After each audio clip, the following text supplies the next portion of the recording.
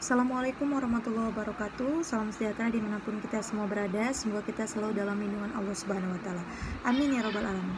Alhamdulillah pada kesempatan kali ini kita bertemu lagi pada sesi ketiga, yaitu pada mata kuliah Ekonomi Moneter dengan kode MK ESPA 4227. Pada kesempatan kali ini kita akan membahas terkait materi yaitu teori penawaran uang. Di mana di sini mahasiswa atau teman-teman semua dituntut untuk berperan aktif dalam forum diskusi, mengisi presensi dan mengerjakan tugas pada setiap sesi. Mohon kiranya untuk dapat bisa diajak bekerja sama supaya apa? Supaya juga kalian memahami materi dengan baik, kalian juga akan mendapatkan nilai maksimal dan baik pula.